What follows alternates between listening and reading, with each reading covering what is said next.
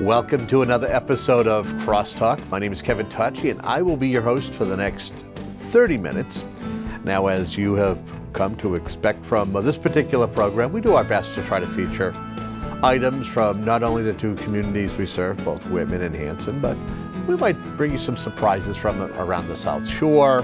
Maybe it might be a guest with an upcoming event. It might be politics. We saw what happened right up until November 4th, where we had a lot of folks who are running for office in here talking about their campaigns. Maybe just fun stuff. And actually today we're gonna talk about some fun and unique stuff. We have joining me today, this gentleman is with the Plymouth County Beekeepers Association.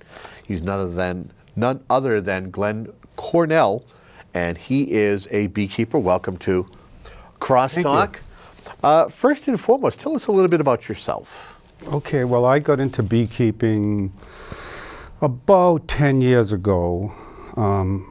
It was just one of the up-and-coming things, and I had a fairly large garden, and I noticed that the bees were disappearing. So probably the first 3 years, I was totally lost. I tried doing bees on my own, and it was a failure. My wife actually discovered Plymouth County Beekeepers in an ad and urged me to join, which I was very reluctant. A man with the type A personality that likes to try and do things himself, but I joined the club, I took their class, and it's been uphill ever since then. What is the importance of bees to our ecosystem and our way of life? Okay, so bees pollinate about 1/3 of all the food that we eat. So if you could imagine yourself missing 1/3 of your food, apples, pears, cherries, it goes on and on and on, pumpkins, watermelons, it's on and on and on. If you could imagine being without that food, well, there's where the importance is. What are some of the fun facts and some of the things that you've learned over the years about bees and the bee population? Well, first of all, I think you have to have kind of a type A personality to work with bees. Why is that? Well, they're not really what you would consider a domesticated insect. It's not like a cat. No, and they do sting. So I think you always have to want to try and achieve a little more with them, because they're very reluctant to have you try and move them around, to have them operate the way that you would like them to operate. So you have to have a little bit of a type A personality, and it's an ever-changing science. Bees are probably the most studied insect that we have in the United States, and it's changing. What you thought you knew yesterday is changing tomorrow. What does the Plymouth County Beekeepers Association, what are some of the things that you guys do and focus on?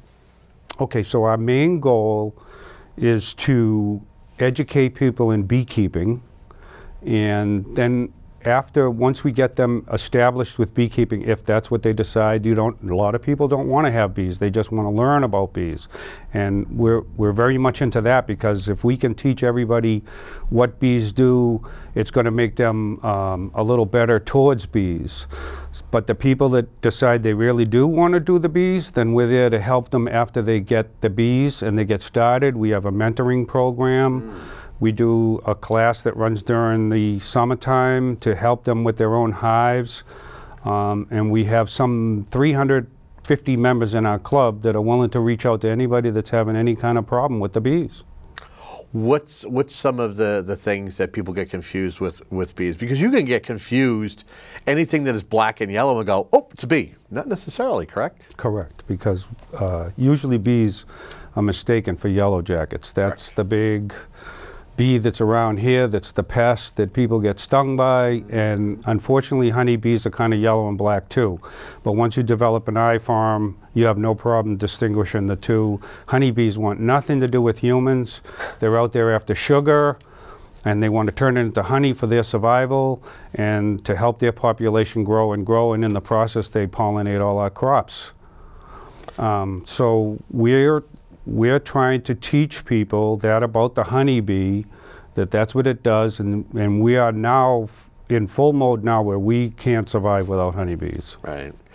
Do you, what is it that you guys do now? Are you guys, do you cultivate hives, and do you, like, if, I know there are a lot of cranberry growers down in the Plymouth Carver area on the South Shore. Do you find a good working relationship between the Beekeepers Association and a lot of the growers down in the South Shore? Or am I confused here?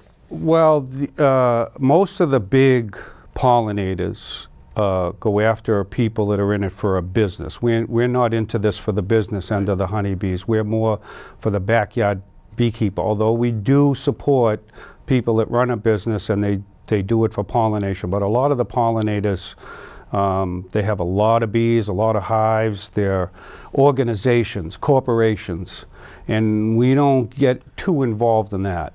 We're more into local pollination, people with a few apple trees in their backyard, flowers, and items like that. Okay, so it's more of a consumer-based thing than it is a commercial or somebody with a big business.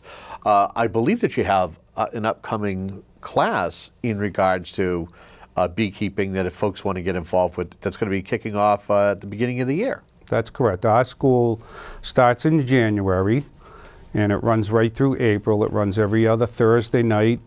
It's a 2-hour course. We try and teach one subject from 7 to 8 and another subject from 8 to 9 with a short break in between. And it really takes a good 5 years to become a good beekeeper. So as we're advertising on our website, this is a beginner's beekeeping course. We want to get people familiar with bees, get them up and started, and show them what direction they want to go to get those bees in their backyard. And then from there on, it's learning, learning, learning for the next 4 years. Okay. What's some of the things that if somebody wanted to get involved, they wanted to invest 2 hours every Thursday night and learn about bees? What are some of the things on the curriculum? Okay, so we start right out with where the bees live, what type of an environment you want to provide for them, the hive, the woodenware that's required, the things that go into the hives, the tools that's required to open a hive, the way you want to look at bees, the smoke that you have to use to calm the bees, and everything that you want to do so that you can help those bees survive. Like I say, it's not a domesticated insect here, and they want to do things on their own, so you want to be as less evasive to them as you possibly can and make them stay where they want to be so that they will do what you want them to do.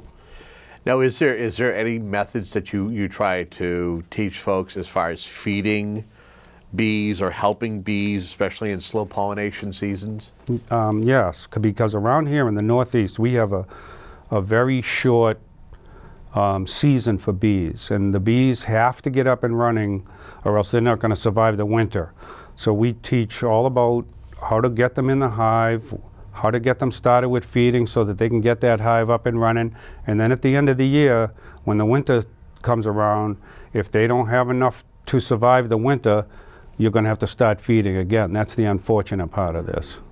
So let's say if somebody wanted to, let's say somebody was able to complete this course. Now, when is this? It starts, what, January 15th? This year it starts on January 15th. It's a Thursday night. It's like the third Thursday night of January. Okay.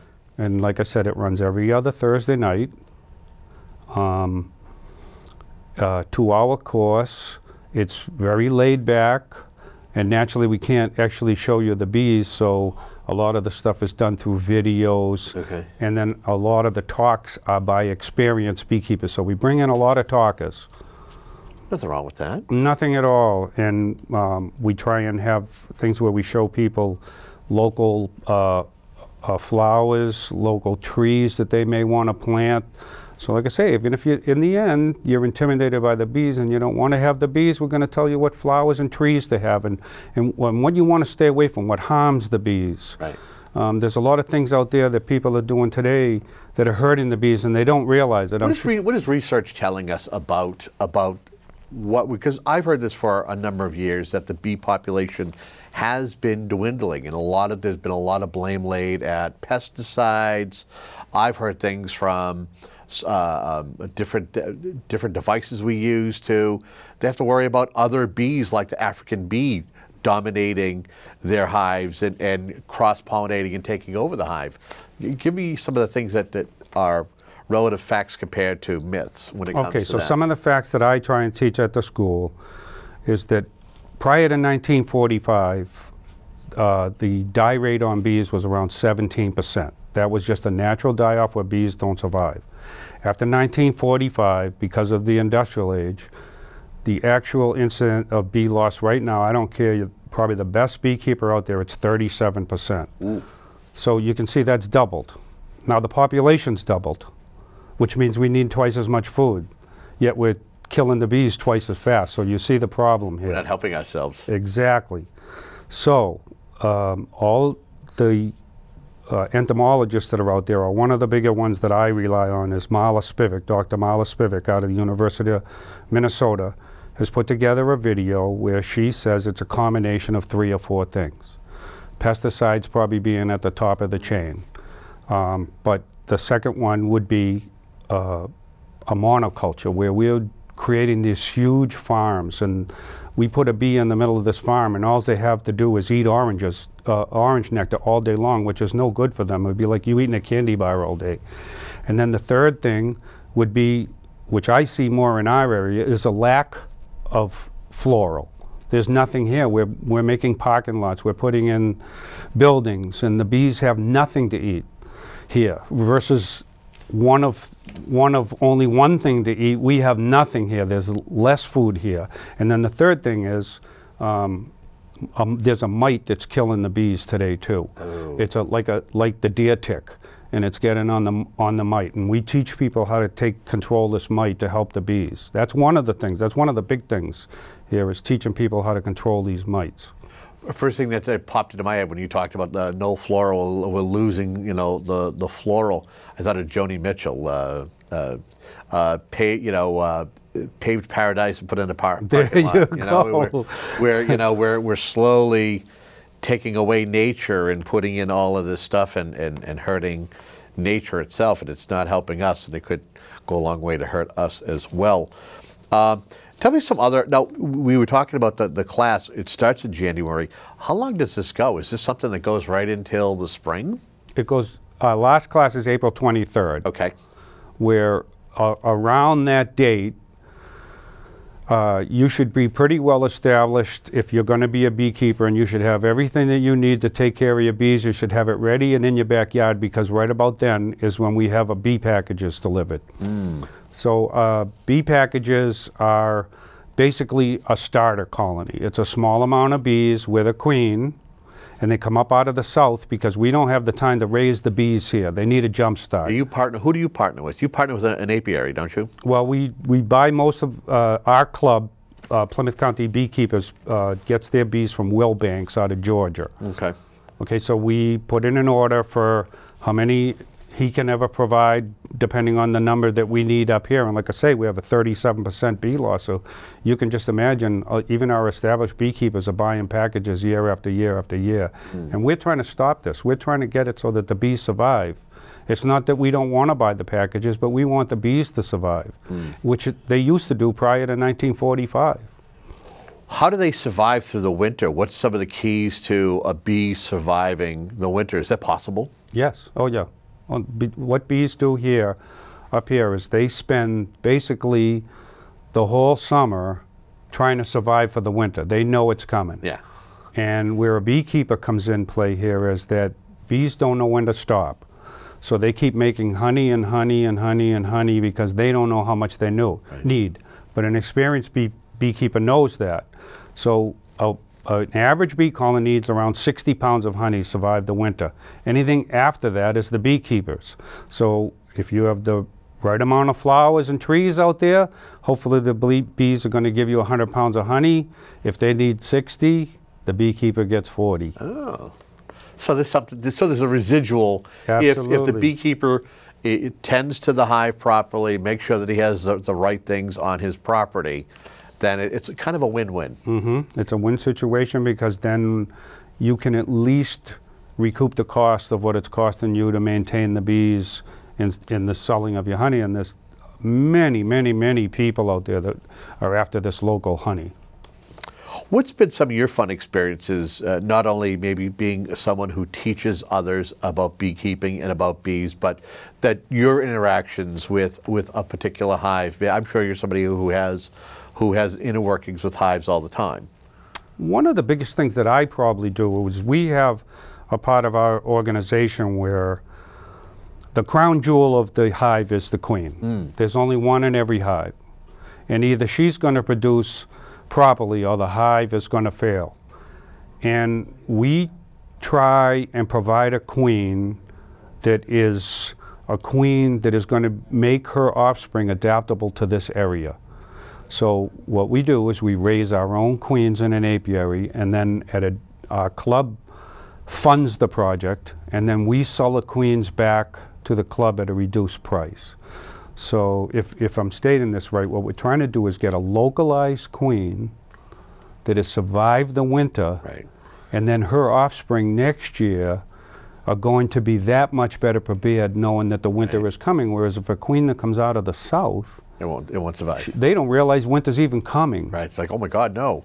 Right. Right. So talk to me about the bee population. What is the makeup of a beehive? Is it strictly just the drone and the queen, or is there more to a hierarchy? Is there more of a hierarchy? And can you have two queens exist in the same hive? Yes, it's not unheard of. Okay. A little on the rare side, a lot of times it's a mother and a daughter. So if a queen starts failing, the bees will produce a queen. Really? And what'll happen is a lot of times that queen will come back, the mother will realize it's the daughter, and the two will coexist in a hive. Okay.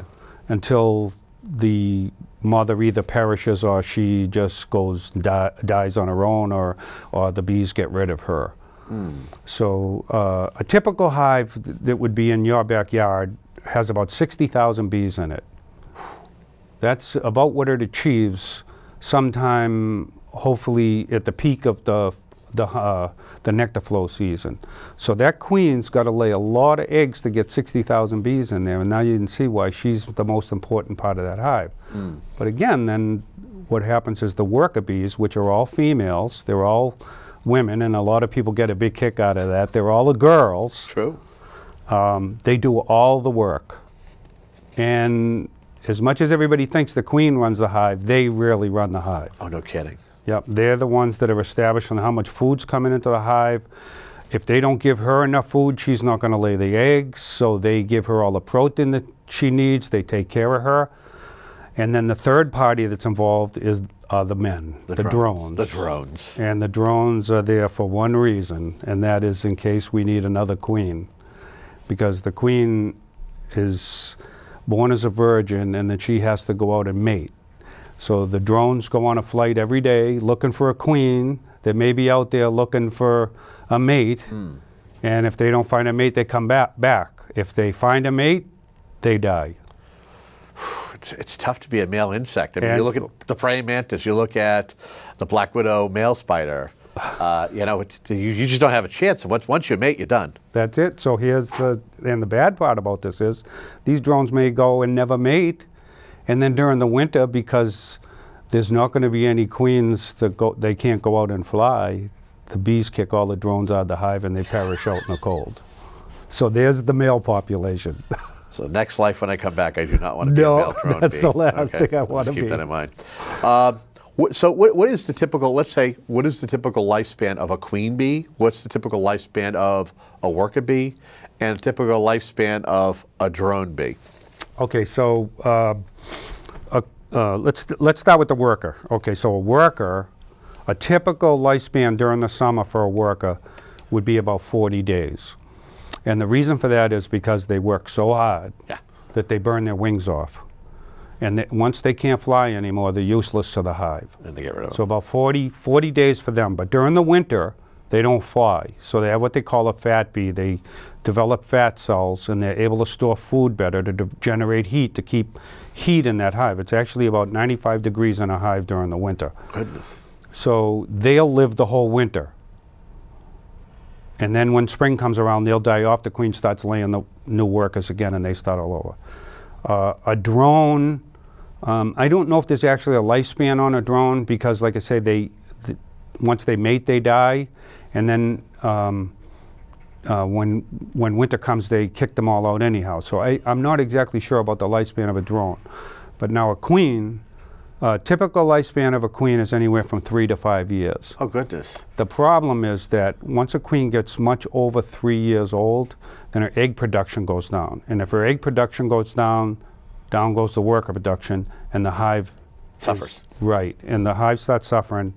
And this is where a beekeeper comes in. When they see a hive suffering, and there's not a new queen, then you have to make amends to that and replace that queen, or you're going to lose the hive. Because around here, if you don't have that sturdy hive going into the winter, they're not going to make it. Okay. Now, the Plymouth County Beekeepers Association. This is a club aspect, correct? Correct. How long has this club been around, and what are some of the other things that the club does, other than education and helping folks who want to get involved with the bee culture? Okay, I thought I had that. I was just looking down at my notes here, and I thought I had that in the note. You know, this club's been around for quite a while. Yeah. And I hesitate to say how much because I don't want to tell you the wrong That's fine. Information. But the club's been here a long time. We have a president. We run everything as a democracy. The head bee? Yeah, it so happens we do have a female that's a president this year. Okay. She has been for a couple years. She got one more year then, right? No, we Kidding, okay. typically, yeah. Just go with the information that you gave me Our earlier. president goes a long time. If she can stand it, she goes a long time. Okay. We have somewhere in the neighborhood of a little less than 400 members. Typically, like any other club, we probably have 100, 150 real active members. Annual dues, how does that work? Annual dues are $15. It's not bad. Pretty cheap, and we get you discounts on anything that we can get discounts on. One of the big things is that, like I say, buying these bee packages, there's so many people because of the bee die rate that are buying packages that these southern producers are overtaxed. Right. If you don't have an in, you're not going to get bees. Wow. And then even if you can get a package of bees, it's going to be very expensive. So our club, being a nonprofit organization, sells everything just about at what we get it the price for. Okay. And you guys have education as far as queen rearing as well? We run a school during the summer. It's a little tougher during the summer because they're trying to maintain their own hives. But we teach people how we raise these queens and let them watch in at what the more experienced beekeepers are doing. I don't know if it's something that you would want to do on your own, but it's an educational tool. What kind of an investment goes into being a beekeeper as a hobby, or somebody who just loves nature and wants to do it? I mean, I would think you have to spend money not only for a hive, but also you're going to be equipped. You got to have the right things to be able to control the bees from time to time and be able to get in there if you want to extract honey or any of the products that they make, correct? Correct. So on our second night of the school is really when we try and do a cost analysis because costs are constantly changing. A lot of the things you can make yourself if you're handy, if you're a woodworker, but a lot of the things you have to buy. So I'm going to say typically between clothing and a hive, $300, $350 probably last year. Okay. And then a package of bees, I think our package of bees ran about $85. So now you're into the $400 range. But if you can offset that with honey, you can kick that back down. And as far as extraction equipment stuff, that's something that probably a first-year beekeeper doesn't want to do, and this is where the club gets involved because the club has their own extraction equipment, and we let anybody that goes to a class and attends our schools and sees how to use the equipment. We have a loaner, or you can go and we have just a big party and extract honey. Oh, wow, a honey extraction party. That's right. Very interesting. We got less than 5 minutes left. Okay. Is there anything that we haven't touched upon in regards to beekeeping and the association that you want to touch base on? I know we didn't touch base about the Marshfield Fair. I know you guys attend that on an annual basis and do stuff. Do you want to talk about that for a moment or something else? Well, the Marshfield Fair is what the Marshfield Fair, that's one of our big events, like our school. The two big events that we do are the Marshfield Fair and the school. So the nice thing about the Marshfield Fair is that a lot of our beekeepers get to sell their honey at the Marshfield Fair, and a lot of people know we're there, and they come there to get the honey. So that is a large event for us. But if I had one thing that I really would like to impress to people that are watching this is that even if you don't want to keep bees, and I know I've said this a couple times, we're going to teach you particularly about pesticides and the disruption that there is to pesticides. And I'm not going to say that pesticides are totally bad because I'm not a scientist. But one of the big things with homeowners is that they don't use pesticides properly. Now, whether they're used properly, they don't kill bees or not, like I say, I'm not a scientist. But a lot of people are under the impression that if I put a spoonful of pesticide into a gallon of water, 3 spoonfuls are going to do better. And we know that's killing the bees. Right. So we're going to at least educate the people that are out there how to use these pesticides at least properly and what floral they want to provide for the bees, because this is what the beekeepers need today. We've been speaking with Glenn, who is with the Plymouth County Beekeepers Association, which was established in 1977. Just kind of looking through my notes Glad here. You had it. If folks want to get involved, if they want to find out more about bees, how can they do that? How can they contact you or contact a club member? Okay, so if you go onto our website, which is PlymouthCountyBeekeepers.org, all the information is on there. You can go through the tabs. We have a mentors list. We have a contact list. Yep.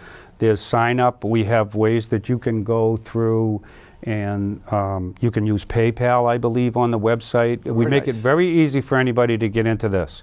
And for $50, it's a bargain. I'll tell you that right now. It's really a bargain. You won't find too many things that you can do for that. What's the most valuable thing that you've learned about during your time as a beekeeper? What's the most valuable thing to close out the segment? I really just learned an awful lot about the environment and how important bees were. I had no idea. I had no idea. You just, daily activities would make you one of these. Kind of blind, right? Right, and now, I mean, I have the apple trees in my yard, I've got the pear trees, the cherry trees. It's just an eye-opener to see what these bees do and how important they are to the environment. Well, I want to tell you that we appreciate you coming here and sharing the importance of bees and the bee culture and what the Plymouth County Beekeepers Association does. Definitely like to have you come back. Maybe what we do is myself and our director, Paul Watson, maybe we take a trip down to see you guys. Absolutely. And maybe do a show down there to learn more about, and do like a hands-on type of thing. Oh, that'd be great. I wouldn't mind. You're going to have to wear a veil. I wouldn't mind seeing Paul get stung, but that's okay. You've been watching another Crosstalk here on WHCA. Again, thank you very much for coming, and good luck with the school. Thank you for inviting me. Until next time, have a great day.